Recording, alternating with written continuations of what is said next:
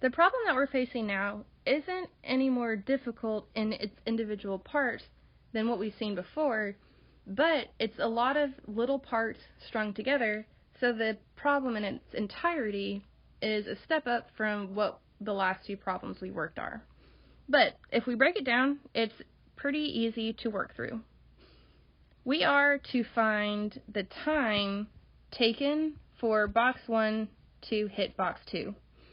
There is friction between box 2 and the ramp that these boxes are sliding down, and there is no friction between box 1 and 2, so it is just slipping. And the time that these boxes take to hit one another as it's going down the ramp, we are to find the total distance traveled by box 2.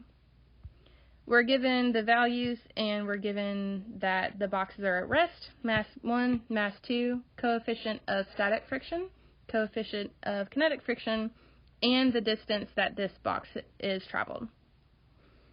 So to start, we have to determine whether box 2 slips or not. And given that we're to find the distance it's traveled, it's pretty safe to say that it is slipping, but we still have to prove that. And on the final, sometimes you're given a problem and you have to determine whether it's going to be from the static section or whether it's going to be from the dynamic section. Then the next thing we'll do is find some kind of relativity between box 1 and 2, because we have to use this distance, because that is what the entire problem is based on, is the length of time that it takes for box 1 to hit box 2. And if we were to find the acceleration between box 1 and 2, we could use acceleration and distance to find time. And that time is the first variable that we're looking for. Once we have that time, then we can determine how long or how far box 2 has traveled in that set amount of time. And that is the second variable that we're looking for. So let's first look at box 2 and determine that it is slipping. I've already written the free body diagram for box 2, but be sure that you write your free body diagrams separately. There is slipping between box 1 and 2, so you cannot add those boxes together. If you were to do that, you would incorrectly label that the weight is going down in this direction. But because there is purely slipping, we don't have any horizontal force, and we're only dealing with the purely normal force between box 1 and 2. And this is box 2. And this angle is that 20 degrees. Now, we need to find the theoretical value of friction that this box can handle, so that maximum friction before it slips. To do that, we will solve for N2. So the sum of the forces in the y direction is 0 because there is no vertical acceleration here.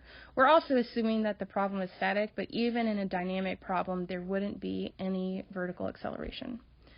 So that force is negative m1 g cosine of theta minus m2 g cosine of theta plus n2 equals 0.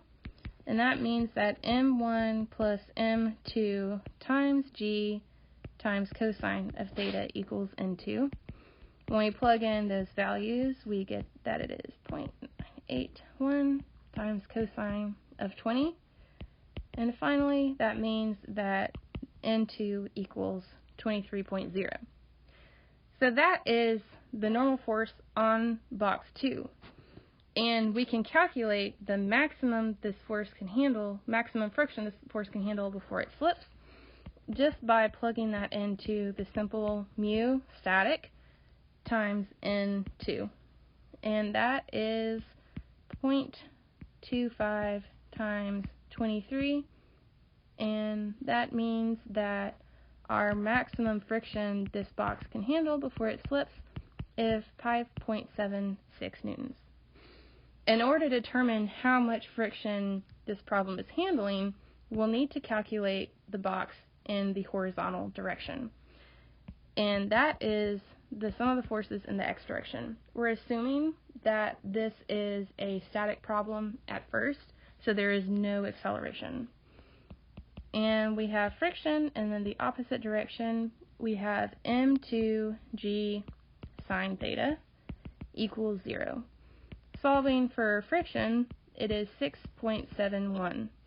And that means that the actual friction that a static problem would handle is 6.71, but the maximum this friction can handle is 5.76.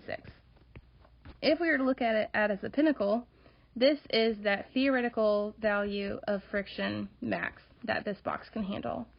If the actual friction is less, there is no slip. But if the actual friction of a static problem is greater, there is going to be a slip. And for us here, this point is 5.76. This is 0. And we actually were dealing with a friction of 6.71. So we have slip. And at the beginning of the problem, we assumed that we would have slip, but we have now proved it that there is going to be slippage between our boxes and the ramp. So the next thing we're looking for is the relativity between box 1 and 2.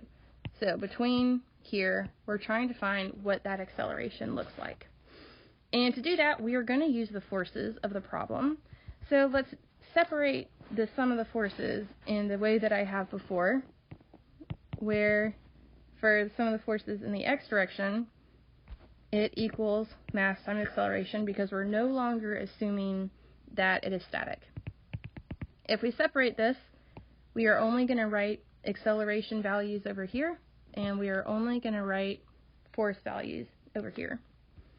So in the x direction for box 2, in a dynamic setting, we'll get that mu of k times n is negative m2g sine of 20, and that equals the mass of 2 times acceleration 2. We know every value over here, but we don't know acceleration of box 2, which is nice because if we find the acceleration of box 2, we are one more step forward to finding that relative acceleration.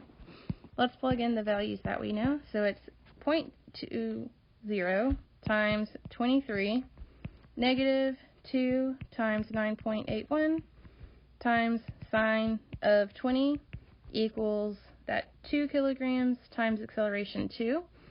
If we're to solve for that acceleration of box 2, we would find that is negative 0.05 meters per second. Makes sense, so the box is sliding down the ramp. Now, let's look at box 1. So this is for box 2, this is for box 1. We'll do that same thing where we have the sum of the forces in the x direction equals mass times acceleration. And we get that m1 times g sine of 20 equals m1 a1. This is the value that is unknown. So negative 1 times 9.81 sine of 20 equals a1. And this is 1 because we can take out that mass of box 1. And then we find that a1 equals negative 3.36 meters per second squared. And it makes sense that A1 is moving faster than A2 because there is no slipping of A2, even though there's no friction at A1 to A2, and there is friction between A2 and A1, and A2 is much larger than A1, so it has a greater effect on that friction. Okay, now let us move past the forces. We're not going to look at forces anymore. We're now moving into all the realm of dynamics of that acceleration and position time equations. So we have that an A1 equals negative 3.36 meters per second squared. A2 equals negative 1.05 meters per second squared. And for relativity, we can get that A1 equals A2 plus A1 with respect to 2. And we want to get that A1, so then we subtract A1 from A2. And then that is negative 3.36 minus a minus 1.05.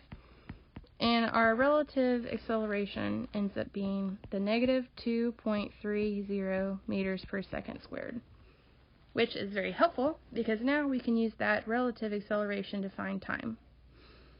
And in order to do that, we need an equation that has distance, time, and acceleration. So we've looked at equations before, and we have an equation of the position, and before we've looked at it as x of t and y of t, but we're going to call it s of t because it's the total distance that the box has traveled, even though we could call it x of t because it's along the x-axis, but we're just going to stick with x of t. And in this case, it is where the acceleration does not equal 0. So it's going to look more like the y equations with the projectile motions where you have negative gravity. But here we have a relative acceleration equation that we found. So the distance traveled between box 1 and 2 also equals that distance d. And that will be equal to S12 naught, and this is going to be final over here, d final, plus the velocity of 1 with respect to 2 naught times t minus the 1/2 times a 1/2 naught t squared. And this is from the fact that acceleration does not equal 0. We are assuming that it's starting at 0 in time and position. So we get that S1, or let's put in D. D final equals negative 1/2 acceleration 1/2 naught t squared. And we just solved for this acceleration, and that it is 2.30. And then you can solve for time, and you get that it is 0.589 seconds. And this is the negative 0.40 from the beginning, that distance that it says box 1 takes to hit box 2. And the time that it takes for that to happen with this acceleration is 0.589 seconds. So now let's move on to solving for the distance that box 2 has traveled. So that is this delta S here. And S2 equals 1/2 A2t squared. We're using this exact same equation that we had before, but we're looking at a different distance traveled, and that is the acceleration of box 2. So that's the 1.05 times the time that it took for box 1 to hit box 2 squared. So that means that S2 equals 0.1824 meters. We have found the total time that it took for box 1 to hit box 2 and the total distance that box 2 travels.